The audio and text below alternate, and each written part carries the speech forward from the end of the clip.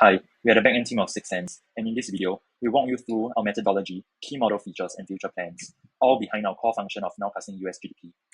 Nowcasting isn't a typo, it refers to forecasting the economy in real time. Our goal is to predict the current quarter's GDP even before the quarter ends. For example, in April, we aim to estimate Q2 GDP using data available up to that point in April. Let's begin with our methodology. Our data comes from FRED, the Federal Reserve Economic Data, a trusted source of timely US economic indicators.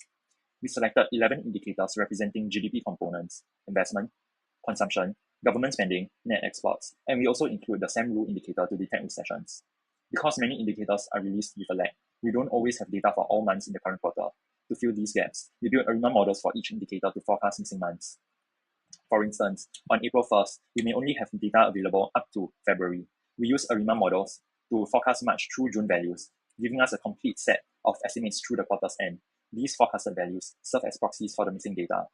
Once we have these completed time series, we feed them into 3 forecasting models: a bridge model, a mixed data sampling or MIDAS model, and lastly, a random forest regression model. Let's focus on the bridge and MIDAS models.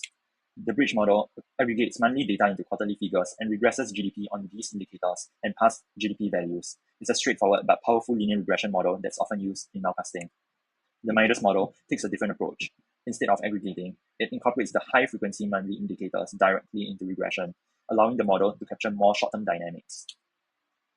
After evaluation, we found the bridge model performed best, with the lowest root mean squared error of 0.76 compared to our benchmark model.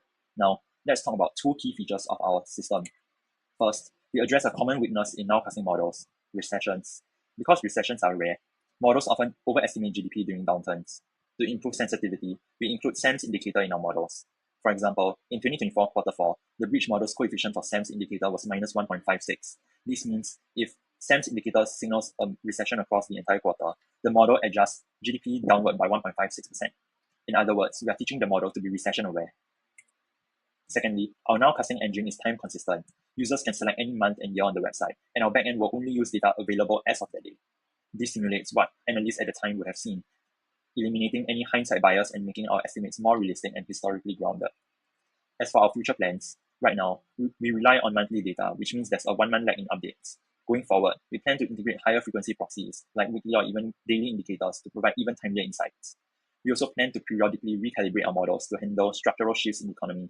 Every 5 years or 20 quarters, we'll conduct structural break tests, such as the quant likelihood ratio test, to detect parameter instability. Based on the results, we'll re-estimate our models and retune them to ensure continued accuracy in a changing economic landscape. Thanks for watching. We hope this gave you a clear view of how we estimate GDP in real time and how we plan to keep improving our model moving forward.